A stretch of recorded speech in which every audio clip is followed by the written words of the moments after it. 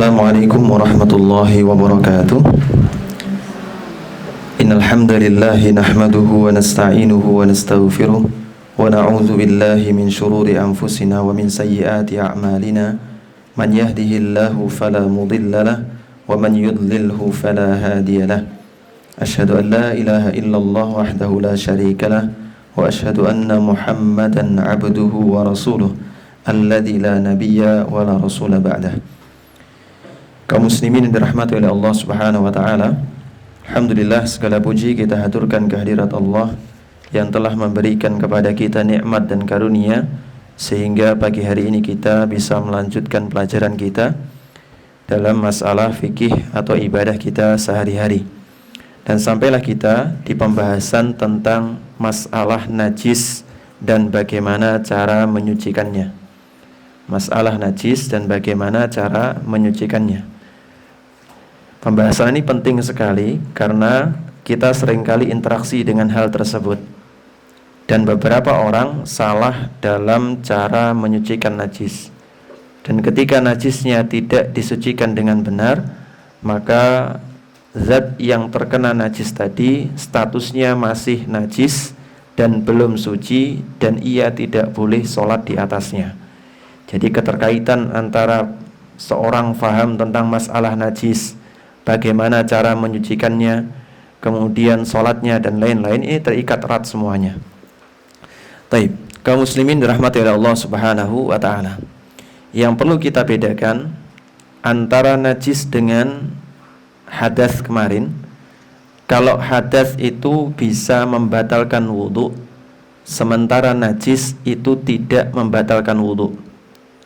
Jadi hadas itu membatalkan wudu, sementara najis tidak membatalkan wudu.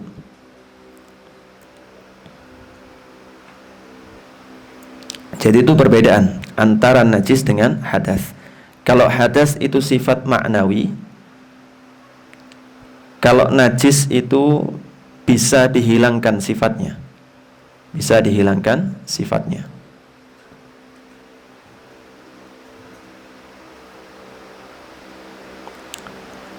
Jadi sekali lagi, najis itu tidak membatalkan wudu, sementara hadas itu membatalkan wudu. Nah, sebagian dari kita kalau kena najis itu harus wudu lagi. Ini enggak harus. Ini enggak harus, karena najis itu tidak mengharuskan wudu. Baik. Para ulama menjelaskan bahwa yang dimaksud dengan najis adalah kullu ainin mustaqdzaratin amara syari'u bijtinabiha, yaitu setiap zat yang menjijikkan secara syariat.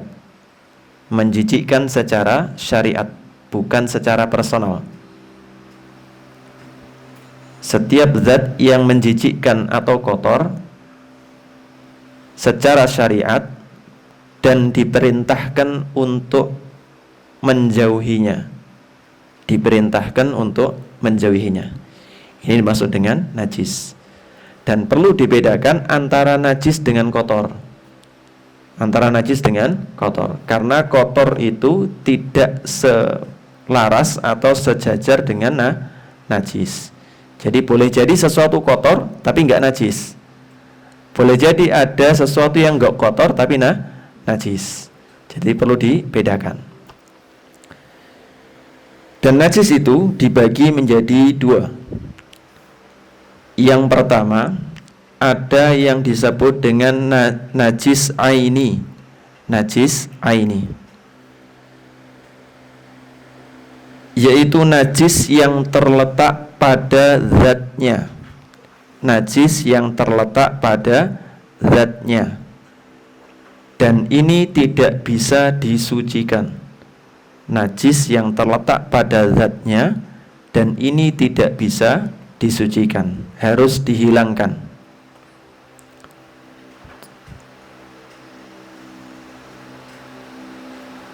Contohnya adalah kotoran hewan.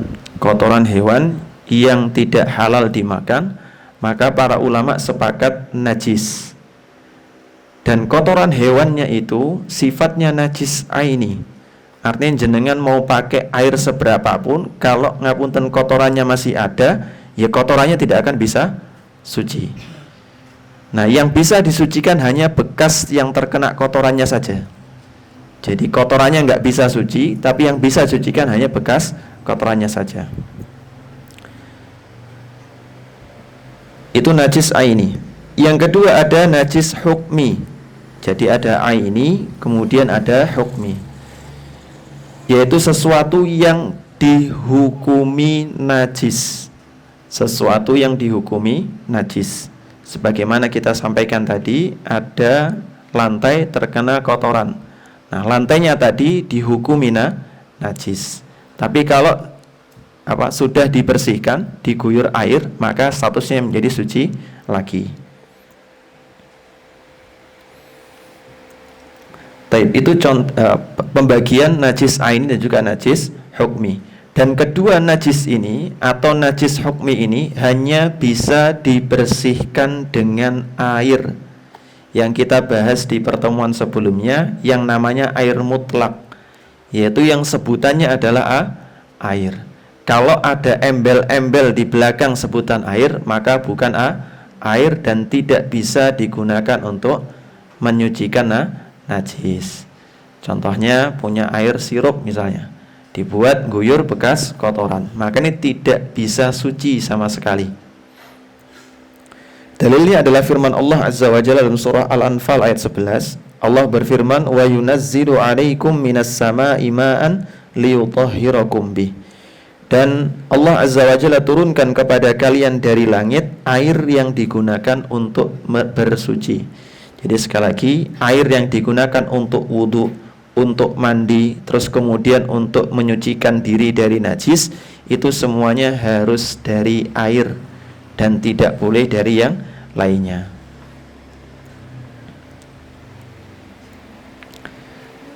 Adapun najis dibagi berdasarkan berat dan ringannya, itu dibagi menjadi 3 macam. Dibagi menjadi 3 macam.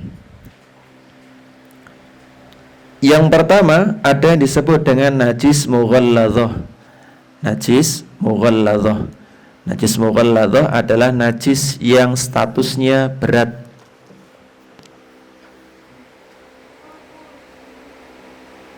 Yaitu najisnya anjing dan sesuatu atau hewan yang terlahir dari anjing. Anjing atau keturunannya itu disebut dengan najis mughalladzah. Yang kedua ada najis mukhaffafah. Ada najis mukhaffafah. Adalah najis yang statusnya ringan, yaitu najisnya bayi anak laki-laki. Najisnya bayi anak laki-laki yang belum makan kecuali ASI.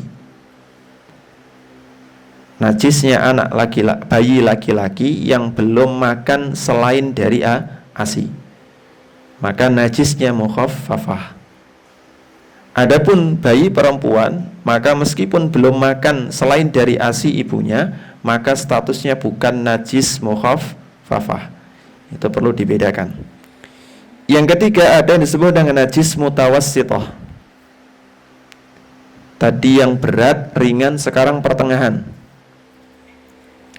yaitu sisa yang disebutkan. Jadi kalau tadi yang pertama ada najisnya anjing dan keturunannya, yang kedua adalah najisnya bayi laki-laki yang belum makan selain ASI, berarti selain dari itu, dari semua jenis najis, masuknya ke najis mutawassithah. Seperti misalnya baul, yaitu air kencing, wal ghaid dan air besar, wal maitah dan bangkai. Wal maitah dan bangkai. Kita akan sebutkan jenis najis nanti. Baik, kecepatan ibu-ibu? Ndak? Baik. 3 jenis najis ini, berat, ringan dan juga pertengahan, berbeda-beda cara menyucikannya. Jangan disamakan satu sama lainnya. Kalau misalnya disamakan, misal najis mughalladzah jenengan basuh pakai najis mutawassithah, maka statusnya masih belum suci. Begitupun najis mutawassithah jenengan pakai caranya najis mukhaffafah, maka tidak juga suci. Taib. Sekarang masuk ke pembagian najis-najis yang ada dalilnya. Najis-najis yang ada dalilnya. Yang pertama adalah baulul adami wa adharatihi, yaitu air kencingnya anak Adam atau manusia dan juga eeknya manusia. Eeknya manusia. Maka itu masuk ke dalam najis mutawassithah. Jadi ini pembagian najis mutawassithah semuanya. Yaitu eeknya anak Adam atau manusia, terus kemudian kencingnya manusia, maka semuanya masuk ke najis mutawassithah kecuali kencingnya anak-anak laki-laki yang belum makan kecuali ASI. Sebagaimana hadis dari Ummu Qais binti Mihsan, bahwasanya beliau datang kepada Rasulullah sallallahu alaihi wasallam membawa seorang anak laki-laki. Lalu kemudian anak laki-laki tadi dipangku oleh Rasulullah sallallahu alaihi wasallam dan kemudian kencing di pakaian beliau.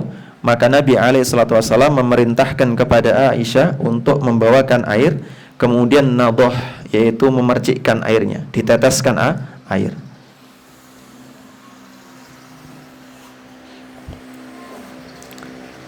Itu yang pertama. Yang kedua,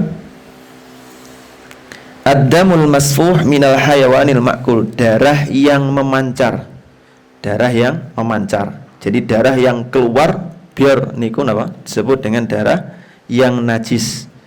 Baik dari meskipun dari hewan yang halal dimakan. Contoh hewan kurban misalnya. Pas kurban darah yang memancar keluar, maka itu najis hukumnya.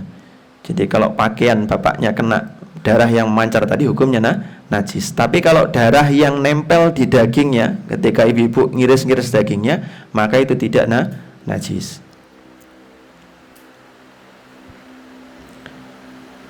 Sebagaimana firman Allah Azza wa Jalla, audaman masfuhan, atau darah yang memancar. Atau darah yang memancar.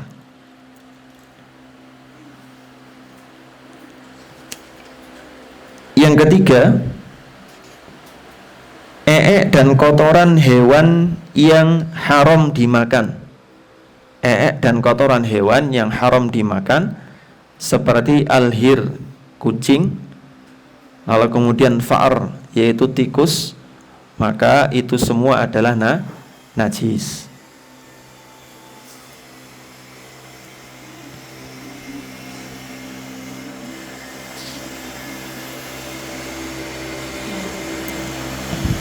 Yang keempat, al-maitah, bangkai. Al-maitah, bangkai. Yang dimaksud dengan bangkai adalah ma mata hatfa'an fihi min ghairi zakatin syar'iyyah, yaitu hewan atau semua hewan, baik hewan yang halal maupun yang haram, yang tidak disembelih dengan cara syariat, maka semuanya adalah bangkai. Kalau hewannya halal tapi tidak disembelih dengan cara syariat, misal mati sendiri, maka statusnya bangkai. Adapun hewan yang tidak halal dimakan alias haram dimakan, terus kemudian disembelih dengan cara sembelihan syariat, maka tidak menjadikan dia halal untuk dimakan dan statusnya tetap bangkai. Sebagaimana firman Allah Azza wa Jalla, illa ayyakuna maitah, kecuali bangkai, dalam surah Al-An'am ayat 145. Akan tetapi dikecualikan dari bangkai tadi adalah bangkai ikan. Bangkai ikan atau bangkai belalang atau bangkai hewan yang tidak memiliki aliran darah. Maksudnya hewan yang tidak memiliki aliran darah itu adalah hewan yang memiliki pembuluh darah terbuka. Jadi darahnya itu kalau jenengan iris, maka semua bagian tubuhnya ada darahnya. Itu namanya pembuluh darah terbuka. Tidak terbatas pada pembuluh darahnya saja. Fa innaha thahirah, maka semua bangkai tadi, ikan, belalang, hewan yang tidak memiliki aliran darah seperti kecoa, terus kemudian kalajengking, terus kemudian jangkrik, walang dan lain sebagainya, maka itu statusnya suci.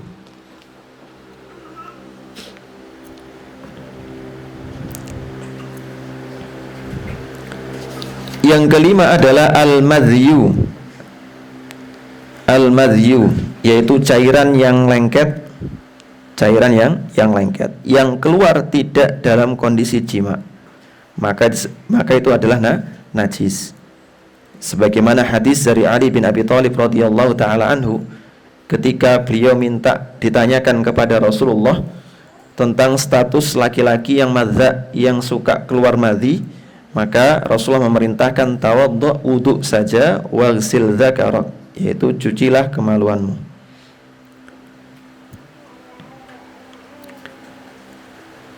Yang keenam, ada yang disebut dengan wadi. Jadi ada madhi, ada wadi,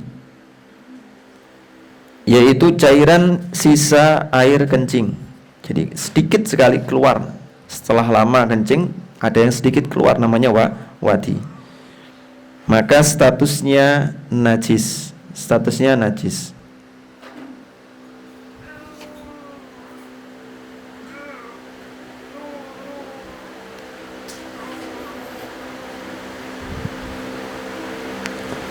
Yang ketujuh adalah darah haid, darah nifas, itu statusnya najis.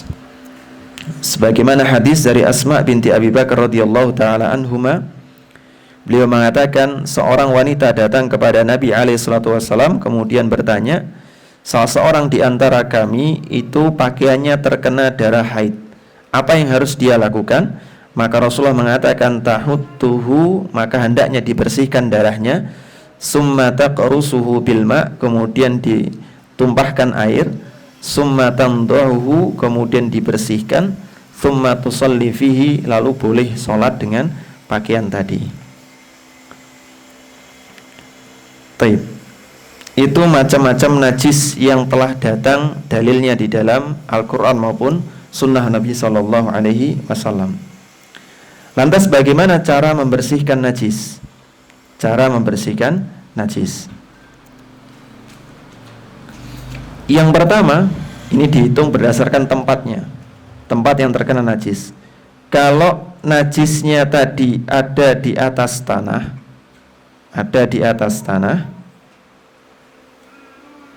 atau di atas lantai misalnya, maka yang pertama hendaknya dilakukan oleh orang yang hendak membersihkan najis adalah menyingkirkan ainun najasahnya, zat najisnya. Jadi pakai air atau pakai lap terserah, yang penting ainun najasahnya disingkirkan dulu.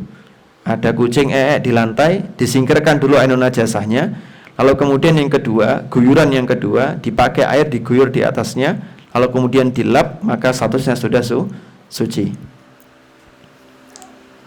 Sebagaimana hadis Nabi alaihi salatu wasallam dari Utsman bin Affan radhiyallahu taala anhu, ketika ada seorang badui datang ke dalam masjid lalu kemudian tiba-tiba kencing di pojokan masjid, maka Nabi alaihi salatu wasallam memerintahkan para sahabatnya untuk menumpahkan air di atas tempat kencingnya tadi, dan statusnya sudah menjadi suci. Jadi mudah kalau misalnya di lantai atau di atas tanah. Kecepatan? Enggak. Yang kedua, idza kanatin najasatu ala ghairil ardi. Lantas bagaimana kalau tidak di alas? Misal di pakaian, di tempat makan, di tempat minum dan lain sebagainya.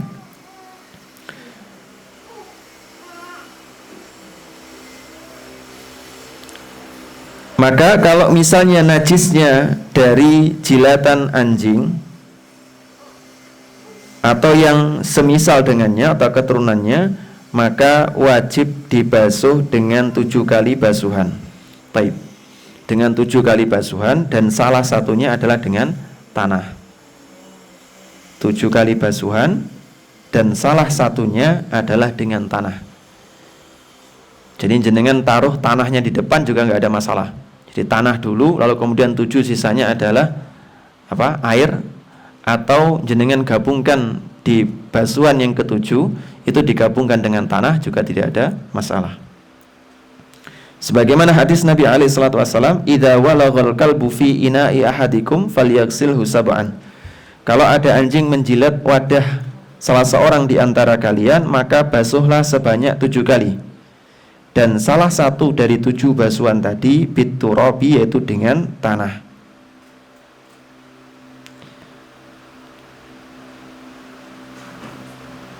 Jadi itu ya, najis mughalladhah wajib 7 kali basuhan. 7 kali basuhan. Nah, bagaimana kalau khinzir? Khinzir niku babi atau celeng. Apakah status hukumnya sama dengan najisnya anjing? Kalau mazhab Syafi'i sama. Kalau mazhab Syafi'i sama.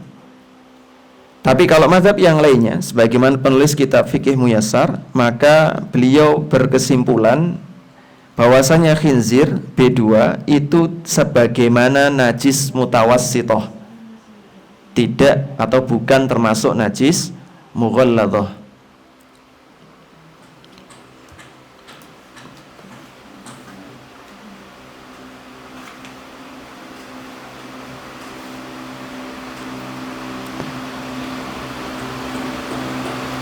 Kalau tadi najis mughalladhah, sekarang masuk ke najis mutawassithah, yaitu najis yang dari kotoran, baik kotoran kecil maupun kotoran besar atau darah dan yang semisalnya. Maka cara membersihkannya adalah diguyur air, bukan dilap dengan kain basah, tapi diguyur air.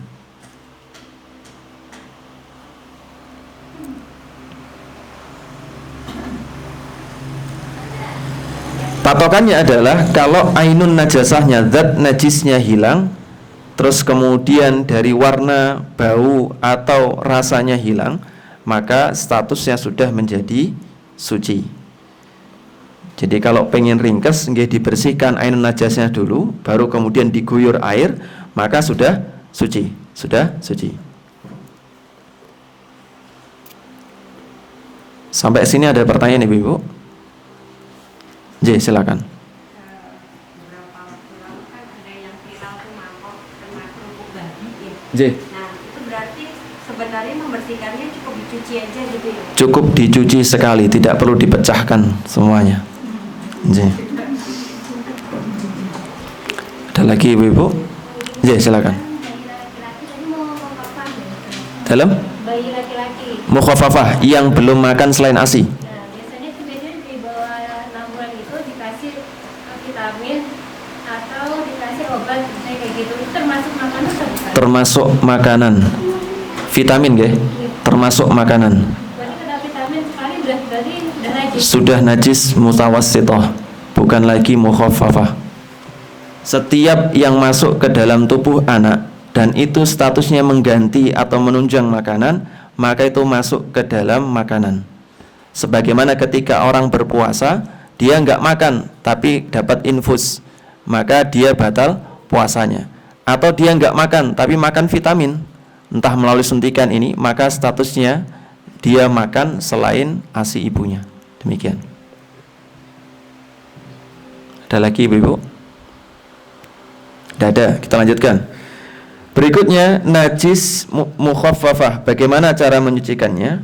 Maka untuk najis mukhaffafah, yaitu najis air kencingnya anak laki-laki yang belum makan selain ASI, maka cukup dipercikkan atau diteteskan air di atasnya. Tapi dengan catatan jumlah airnya lebih banyak dibandingkan najisnya. Jadi kalau pipisnya belambang di lantai, jenengan percikkan saja, maka ini enggak cukup. Jadi harus jumlah airnya lebih banyak dibandingkan najisnya. Sebagaimana sabda Nabi alaihi salatu wassalam, yusalu min baulil jariyah, kalau anak perempuan diguyur air, wayundahu min baulil ghulam, dan cukup dipercikkan untuk najisnya atau air kencing anak laki-laki yang belum makan selain ASI. Ini berdasarkan hadis dari Ummu Qais binti Mihsan yang sebelumnya. Taib, sampai sini ada pertanyaan Ibu? J, silakan. Kalau masih belum makan apa-apa, terus waktu itu kencingnya tidak setingkat itu, Ustaz. Kan masuk ke dalam. J. Nah itu terus gimana? Cukup diguyurkan air di atasnya saja, maka statusnya suci. Walaupun masih ada bau aromanya, jenengan keringkan di luar nggak ada masalah. Itu yang ma'fu. Nggak perlu dijemur gitu? Dijemur tidak ada masalah, lebih baik. Jadi sampai hilang baunya maka nggak ada masalah. Tapi beda nggih. Kalau setelah jenengan guyurkan air masih ada baunya nggak ada masalah. Tapi kalau jenengan jemur langsung tanpa diguyur air, walaupun baunya sudah kering, maka tidak menjadikannya sebagai suci. Jadi beda nggih? Beda. Ada lagi Ibu-ibu? J, silakan. Kalau najis tersebut sudah kering ya Ustaz? Sudah kering. Sudah kering. Kita istilahnya duduk di tempat najis itu. Nggih. Gimana Ustaz? Nggak ada masalah. Kalau sudah kering, hilang asarnya semuanya, nggak ada masalah. Seperti misalnya ngapunten kucing sudah kering, maka jenengan singkirkan saja, di bawahnya sudah suci. Nggak perlu diguyur. Kasur tadi nggak dibersihkan, cuman langsung dijemur. Langsung dijemur. Kemudian kita duduk di atas. Oh, nggak boleh kalau itu, nggak boleh kalau itu. Harus disucikan dulu, harus dipercikkan air dulu. Meskipun ia bukan asar, masih sisa asarnya nggak ada masalah. Tapi kalau langsung dijemur nggak boleh. Ini berlaku kalau najisnya tadi tiba-tiba ada najis sudah kadung kering. Misalnya tikus kan banyak biasanya, tikus cecak banyak nggih. Kalau sudah kering maka sudah boleh dibiarkan. Alias disapu saja nggak ada masalah, nggak harus diguyur.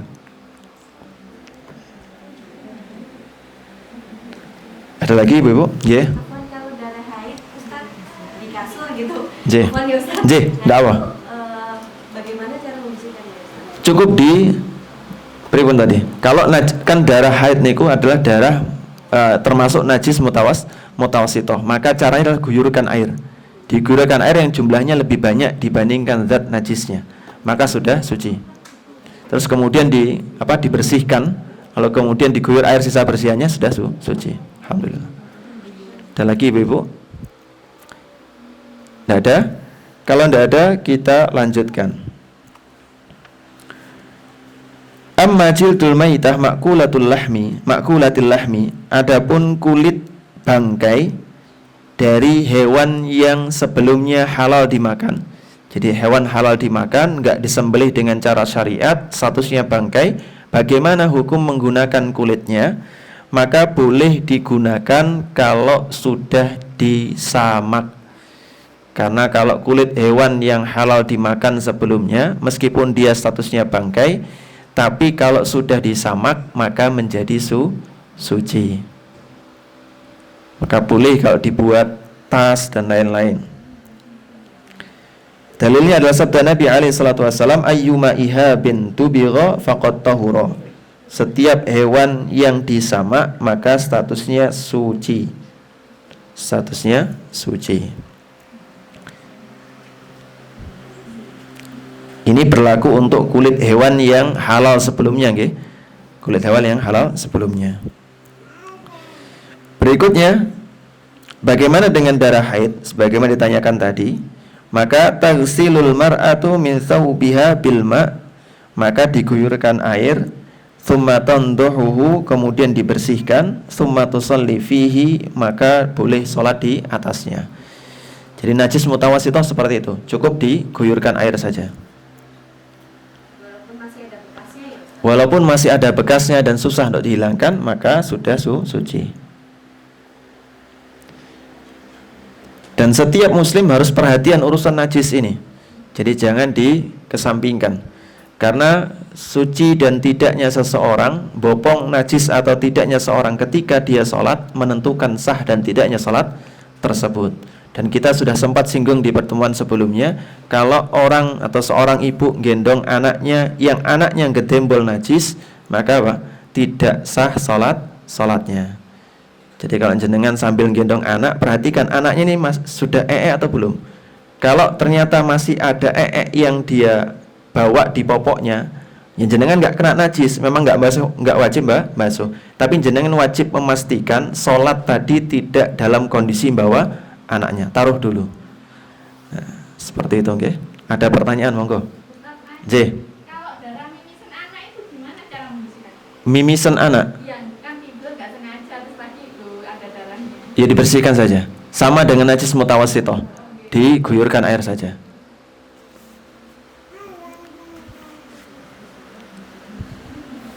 Kalau mimisannya dikit enggak ada masalah.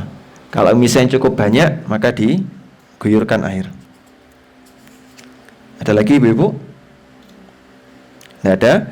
Berikutnya kita bahas masalah haid dan juga nifas.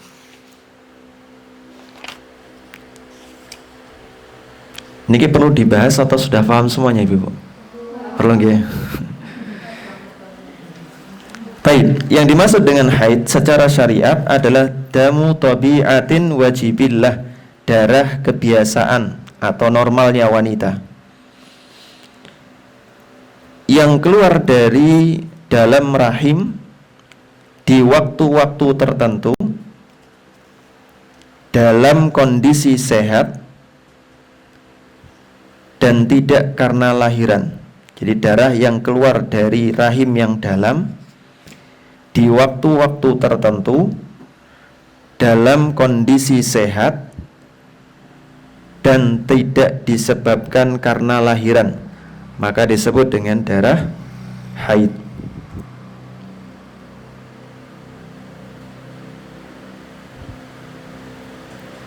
Sementara yang dimaksud dengan nifas adalah darah yang keluar dari wanita ketika lahiran. Itu namanya darah nifas. Ini terjadi perbedaan di kalangan para ulama. Ada yang menyebutkan disebut dengan darah nifas kalau anaknya sudah keluar. Kalau anaknya sudah keluar. Adapun darah yang keluar ketika proses lahiran, maka ulama Syafi'iyah tidak memasukkan ke dalam pembahasan darah nifas. Permasalahan yang pertama. Kapan seseorang disebut dengan haid dan kapan seseorang disebut berhenti dari haid? Disebut haid kalau misalnya darah tadi keluar itu setelah usia 9 tahun. Setelah usia 9 tahun. Alias usia minimal seorang wanita disebut dengan haid kalau 9 tahun. Atau kalau kurang dari 9 tahun, ini hitungan hijriah ya, hitungan hijriah bukan hitungan masehi. Hitungan hijriah 9 tahun atau kurang 15 hari. Jadi 9 tahun kurang 15 hari keluar darah, maka disebut dengan darah haid. Atau 9 tahun pas, maka disebut dengan darah haid.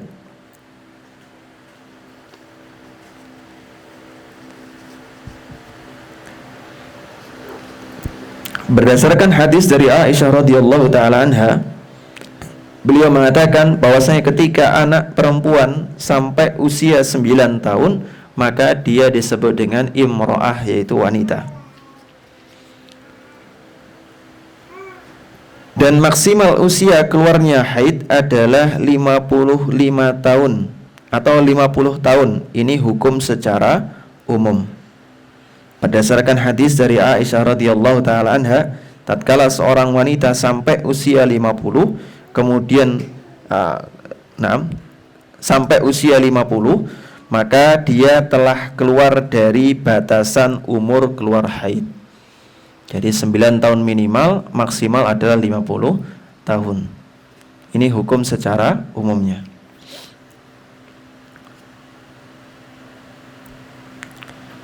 Kemudian permasalahan kedua yaitu durasi minimal haid dan durasi maksimalnya.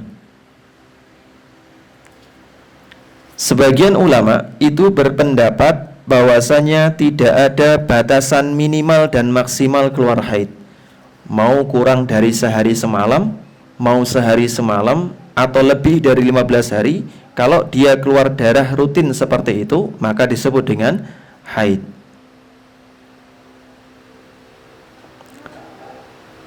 Kalau ulama Syafi'iyah itu ada batasan minimalnya.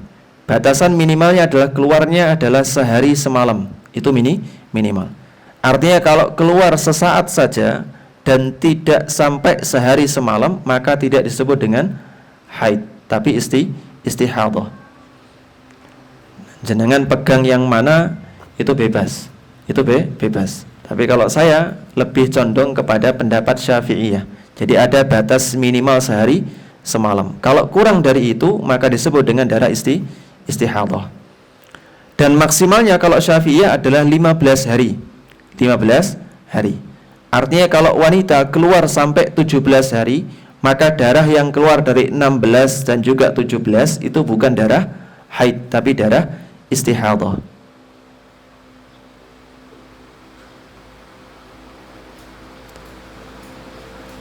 Kenapa kok harus megang salah satu pendapat ini?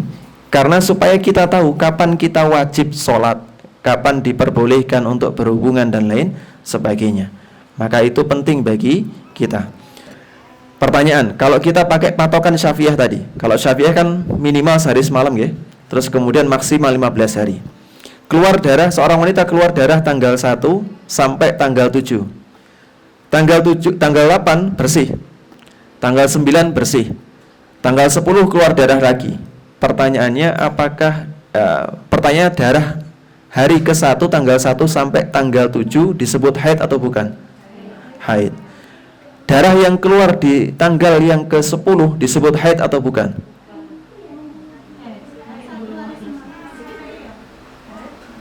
Tanggal 1 sampai 7 keluar haid. 8 bersih, 9 bersih, 10 keluar lagi. Disebut dengan haid atau bukan? Kalau pakai patokan Syafi'iyah, maka darah tanggal 10 adalah darah haid. Nah, belum 15 hari, betul. Kemudian tanggal 16 keluar darah lagi. Jadi tanggal 1 sampai 7 keluar darah. 8, 9, 10, 11 sampai 15 bersih. Tanggal 16 keluar lagi. Apakah disebut dengan haid? Tidak. Kenapa tidak disebut dengan haid? Betul. Sudah lebih dari 15 hari.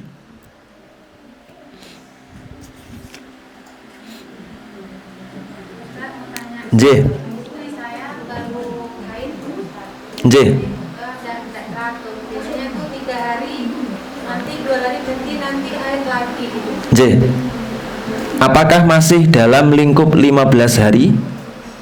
Kalau masih lingkup 15 hari, maka masih terhitung sebagai darah haid. Kalau keluar dari lingkup 15 hari, maka dihitung sebagai darah istihadah. Maksudnya selama yang 3 hari itu kan haid, yang 2 hari itu boleh sholat. Kalau 2 hari kelihatan suci, maka boleh sholat. Boleh sholat. Sekalipun nanti keluarnya hari ke-6 keluar lagi, padahal hari ke-4 ke-5 sudah terlihat suci, maka 4 ke-5 boleh sholat.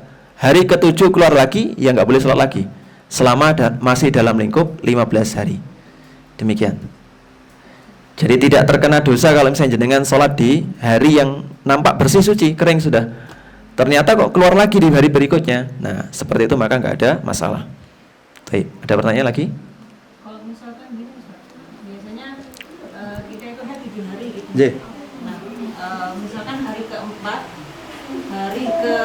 hari ketiga 4 sampai 7 itu udah nggak ada, tapi kita nunggu sampai 7 hari tuntas, itu gimana Ustaz?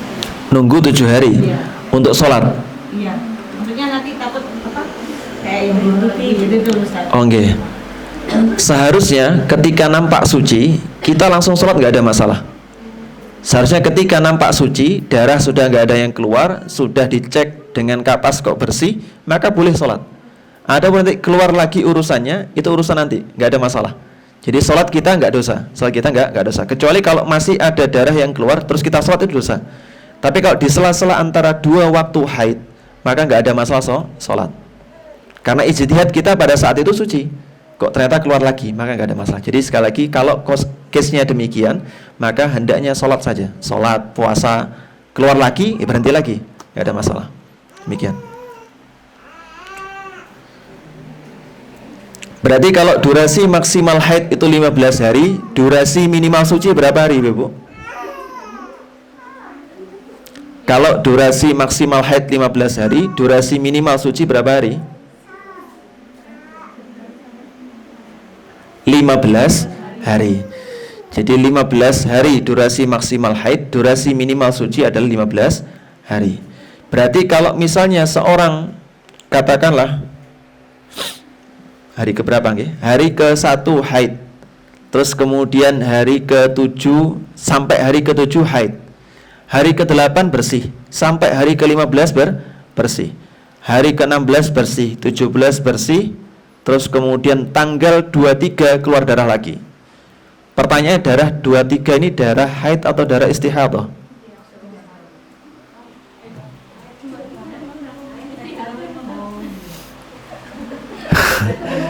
Ini hitung-hitungan nggih. Mulai kita ulang lagi, Tanggal 1 sampai tanggal 5 keluar haid. Tanggal 6 sampai 15 suci. 6 sampai 15 suci. Lalu kemudian tanggal 20 tanggal berapa? Tanggal 21. Tanggal nggih pun 23 keluar darah lagi. Pertanyaannya tanggal 23 ini darah apa? Haid apa istihadah?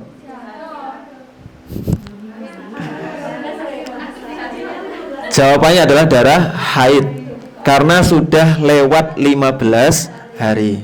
Kalau hitungan minimal sucinya 15 hari, maka darah yang lebih dari 15 hari tadi ngitung kembali darah haid. Dalam kebiasaan haidnya 2 minggu. Ini misal nggih. Nggih. J. Ini kalau misalnya kebiasaannya demikian. Nanti kita akan perhatikan ada berapa jenis wanita yang dia punya darah kebiasaan. Dia bingung ya, bingung. Nanti kita bahas lebih lanjut lagi insyaallah taala. Berikutnya ghalibul haid. Ini durasi umumnya haid. Durasi umumnya haid.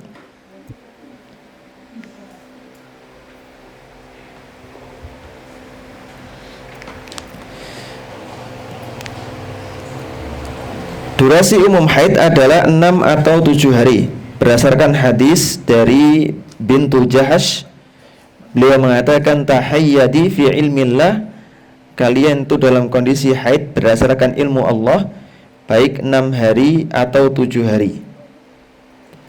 Kemudian kalau sudah suci, irtasili mandilah, wasalli dan salatlah arba'atan wa ishrina yauman, selama 24 hari. Au thalathatan wa ishrina yauman, atau 23 hari. Sebagaimana yahidun nisa wa yadhurna limiqati haidina wa tuhrihinna. Sebagaimana wanita yang haid dan juga suci berdasarkan hitungan waktunya tadi. Taib. Kira-kira enakan ikut hitungan Syafi'iyah atau ikut hitungan Ibu? Kalau hitungan Syafi'iyah jelas dengan bilangan, Kalau hitungan ini berarti ngikut kebiasaan kita. Sekali keluar darah berarti disebut dengan haid. Taib, berikutnya masalah yang keempat. Apa yang diharamkan bagi seorang yang haid dan juga nifas? Maka diharamkan dengan sebab haid dan nifas beberapa hal. Yang pertama adalah berjima. Sebagaimana firman Allah Azza wa Jalla dalam surah Al-Baqarah ayat 222, Allah mengatakan, maka jauhilah wanita ketika mereka haid, dan jangan dekat-dekat dengan mereka sampai mereka suci. Dan juga sabda Nabi alaihi salatu wassalam, beliau mengatakan, yaitu berbuatlah sesuka kalian kecuali jima. Yang kedua, at-tolak. Karena tolak yang termasuk di antara tolak bid'i adalah tolak ketika dalam kondisi haid. Berdasarkan hadis Umar radhiyallahu taala anhu, ketika putranya yaitu Abdullah bin Umar menceraikan istrinya dalam kondisi haid, maka Umar mengatakan murhu falyuraji'ha, perintahkan kepada Abdullah bin Umar untuk kembali rujuk kepada istrinya.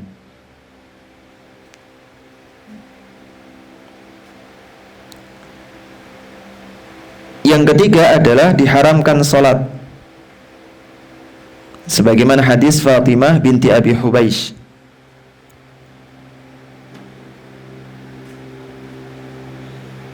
Yang keempat adalah diharamkan berpuasa.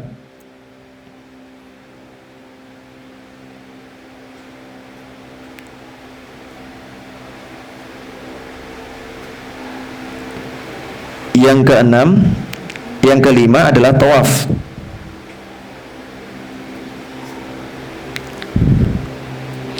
Yang keenam diharamkan membaca Al-Quran.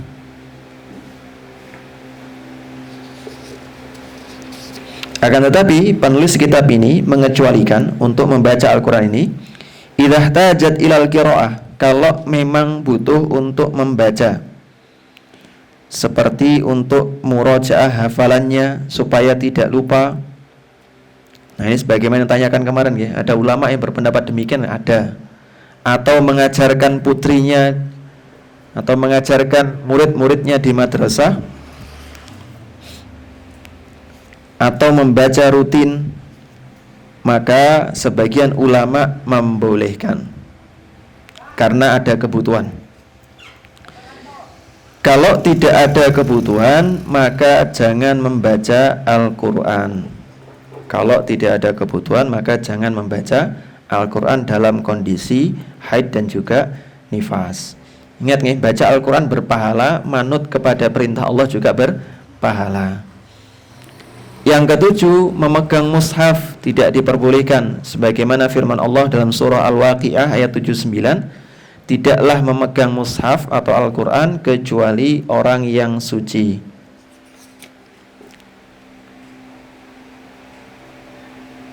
Yang kedelapan adalah masuk masjid dan berdiam di dalamnya, kecuali sekedar abur lewat saja, maka tidak ada masalah. J, silakan.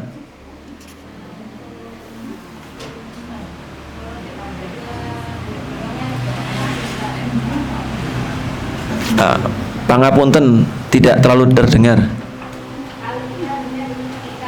J. G. Sudah berniat iktikaf, hari ketiga, hari keempat datang bulan, maka keluar dari masjid, pulang. G. Niatnya sudah berpahala, niatnya sudah berpahala. Adapun kalau nazar, saya nanti nazar bulan Ramadan depan, Allah saya akan iktikaf selama 10 hari.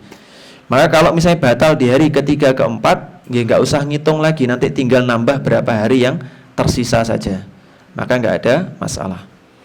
Kalau cuma niat saja, batalkan saja. Bahkan kalau misalnya ada keperluan di rumah, anaknya nangis di rumah, kita iktikaf di Masjid Robani, langsung saja keluar, niat keluar iktikaf, selesai. Nanti masuk masjid lagi, niat iktikaf lagi. Demikian. Ada lagi Ibu?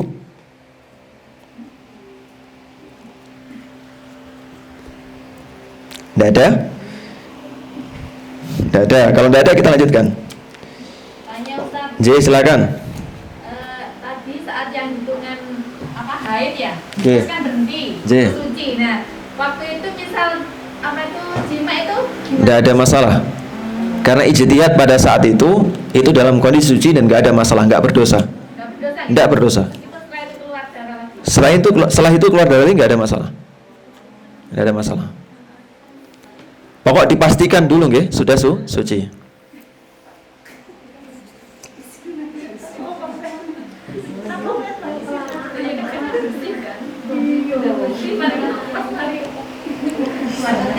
J. Pas habis melakukan itu, pas ada darahnya gitu loh Ustaz, itu gimana? Kan diharapkan tadi itu. Tapi pada saat sudah bersih, terus waktu melakukan itu qadarullah keluar gitu loh. Ada darahnya gitu gimana Ustaz? Kalau demikian adanya, kalau case-nya adalah langsung keluar darah haidnya atau kembali keluar darah haidnya, memang banyak case demikian, maka sebagian ulama mewajibkan bayar kafaroh dengan 1/4 dinar.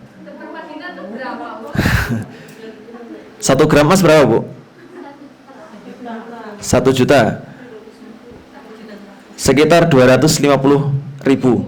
Atau bahkan sebagiannya setengah dinarnya berarti 500.000. Itu sebagian ulama berpendapat demikian, karena hadis yang dipakai adalah hadis yang lemah. Lalu diberikan kepada fakir miskin. J. Tapi sudah lebih dari 7 hari, 8 atau 9 hari itu pas jima itu keluar seperti itu gimana? Kalau hitungan Syafi'iyah memudahkan untuk mengidentifikasi itu termasuk darah haid. Jadi masih dalam haid, dan kalau ketika berhubungan keluar darah seperti itu, maka sebagian ulama mewajibkan bayar kafarah.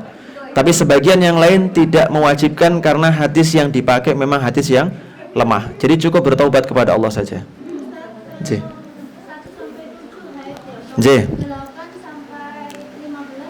suci.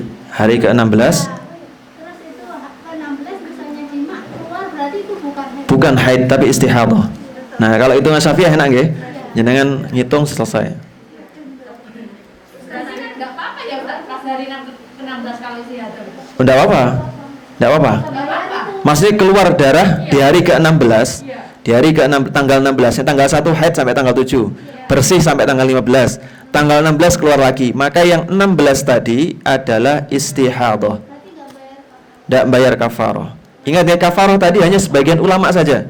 Karena dalil yang dipakai dalil yang lemah. Riwayat Imam Ahmad rahimahullah taala. Allahu taala. Kalau kami berpendapat tidak ada kewajiban bayar kafarah. J. J, silakan. G. Oh, G. J.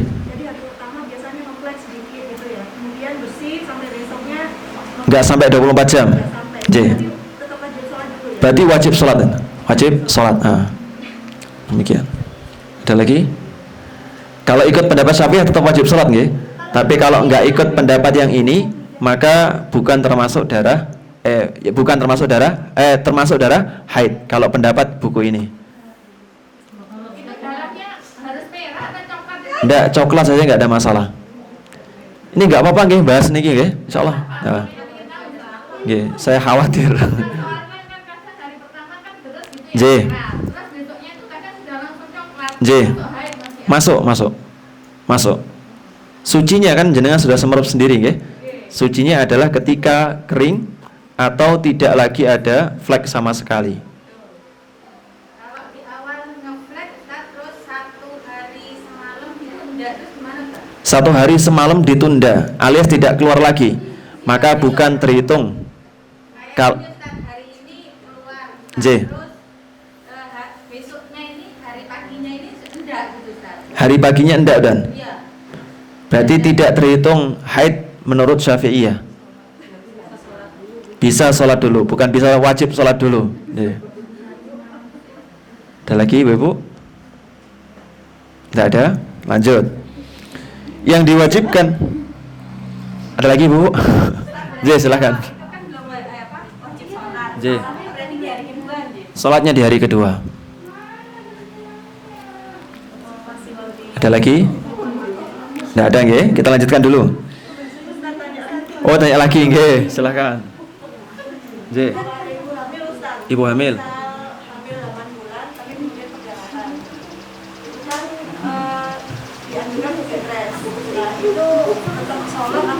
Tetap sholat itu masuk darah istihadah. Darah istihadah. Jadi darah haid itu posisinya ketika sehat, istihadah itu ketika ada masalah di rahimnya. Maka kalau darah yang berasal dari masalah di rahimnya disebut dengan darah istihadah. Dan dia tetap wajib sholat. Meskipun posisinya bed rest, sholat dengan berbaring nggak ada masalah. Ada lagi Ibu? Tidak ada. Oh, ada. J. Hamil ketika mau melahirkan. J. Itu kan kalau ada pembukaan itu udah biasanya Keluar darah, betul nggih. Itu masih boleh sholat nggak? Kalau keluar darah di pertengahan sebelum keluarnya keluarnya kaki nggih, kaki terakhir, terus maka masih disebut dengan darah istihadah dan wajib untuk sholat. Contoh misalnya nggih, bukaan mulai sebelum subuh jam 4. Terus kemudian jam 4 lebih 1 adzan subuh. Terus jam 5 sampai proses lahiran jam 5 belum juga keluar. Sampai terbit matahari bayi baru keluar. Maka darah yang di sela-sela itu keluar itu masih mewajibkan kita sholat. Tidak boleh tidak sholat. Pokoknya sebelum bayi keluar masih wajib sholat. Maka waktu yang jenengan tinggalkan tadi harus jenengan qadha setelah jenengan selesai nifas. Kalau nifasnya nggak ada, misalnya nifasnya setelah lahiran nggak keluar tuh, karena ada sebagian wanita yang demikian. Jadi sebelum lahiran pas, setelah lahiran pas, anaknya keluar nggak keluar darah, tapi keluar darahnya nanti. Maka yang keluar darah nanti tadi tetap di antar rentang ini jenengan wajib sholat. Misal baru keluar nifas asarnya misalnya, padahal lahir anaknya sudah subuh, maka zuhur ini wajib untuk sholat. Dalam? Silakan. Apa? darah yang keluar setelah bayi keluar. Ya, setelah bayinya Iya. keluar. Kalau meskipun darahnya keluar, bayinya masih di dalam belum ya Ustaz? Belum disebut dengan darah nifas.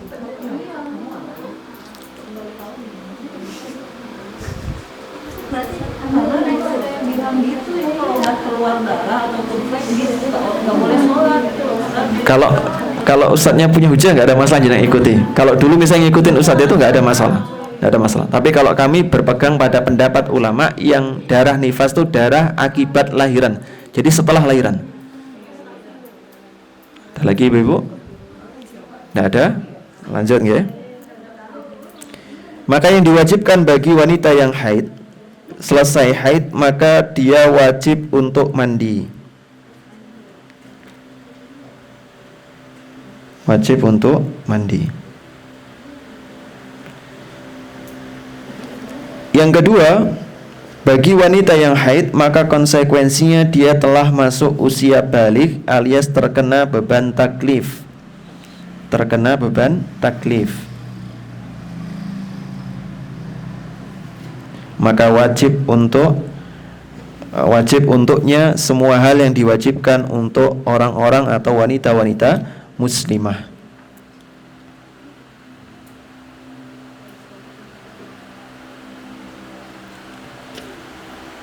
Yang ketiga, konsekuensi dari haidnya adalah hitungan tolaknya, hitungan iddahnya. Jadi hitungan iddah diukur atau dihitung dari 3 kali masa haidnya. Jadi ditalak dalam kondisi suci. Haid yang pertama setelah talak, hitungan pertama. Haid yang kedua setelah talak, hitungan kedua. Haid yang ketiga itu hitungan yang terakhir. Suci setelahnya adalah boleh untuk boleh untuk menikah lagi.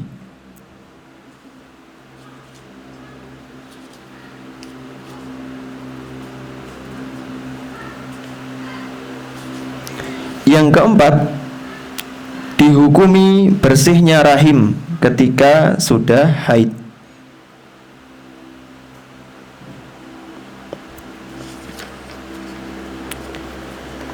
Kemudian yang perlu diperhatikan, ibu-ibu yang dirahmati oleh Allah Subhanahu wa taala, kalau seorang wanita yang haid atau nifas, misal dia keluar darah nifas atau selesai haid, selesai haid atau nifasnya sebelum terbenamnya matahari. Jadi pas ngecek sholat maghrib, loh kok sudah bersih misalnya. Ini perkiraannya bersihnya nggak mungkin pas maghrib, pasti sebelum maghrib. Maka apa yang menjadi kewajiban baginya? Lazimaha an tusalliyadz zuhra wal asra min hadzal yaum. Maka dia wajib bayar hutang sholat zuhur dan juga sholat asar di hari tersebut. Jadi dikodok sholatnya.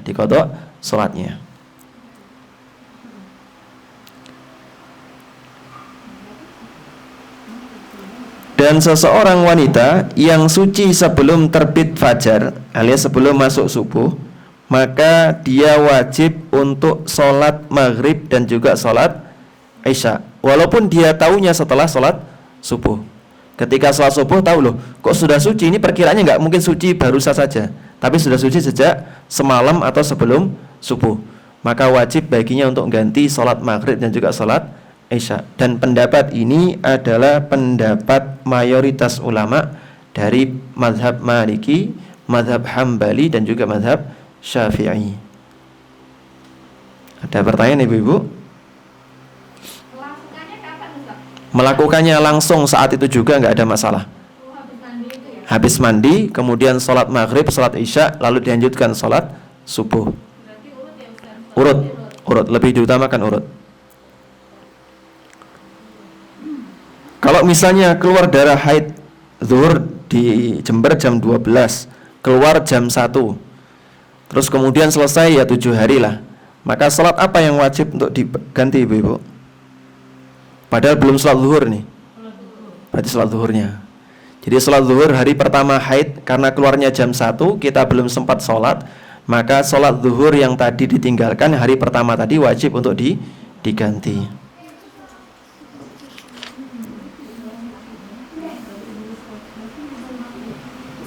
Misalkan seperti misalkan tadi kan ketinggalan J. J. Nah, pada saat misalkan sudah suci di waktu asar. J. Nah, itu duhurnya 2 kali atau gimana? Duhurnya 2 kali. Duhurnya 2 kali. Ada lagi Ibu?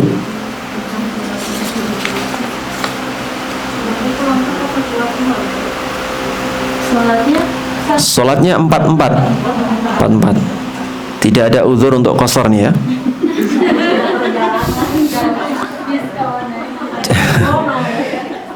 Jadi jangan selalu dikaitkan jamak dengan qasar ya. Kalau boleh jamak berarti boleh qasar, enggak.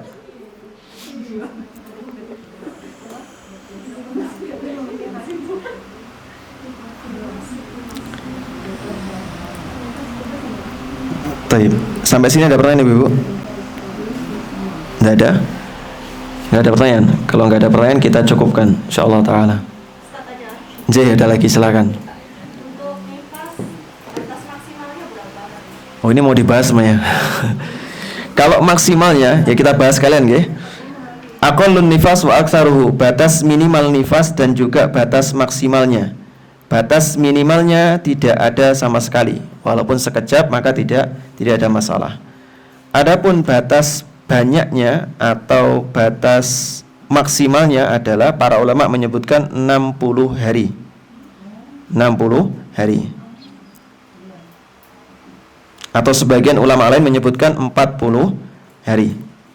Jadi kalau Syafi'iyah kalau nggak salah 60 hari, terus kemudian pendapat ulama lainnya 40 hari. Dan ini yang dipegang oleh penulis kitab ini. Sebagaimana perkataan Al-Imam At-Tirmidzi rahimahullah ta'ala, para ulama sepakat dari kalangan para sahabat Nabi SAW dan juga setelahnya, bahwasanya wajib bagi wanita yang bernifas itu meninggalkan sholat selama 40 hari, kecuali kalau dia sudah suci sebelumnya, maka dia wajib mandi terus kemudian sholat. Baik, itu jumlah bilangan maksimal berdasarkan apa yang disebutkan oleh penulis kitab Fikih Muyassar. J.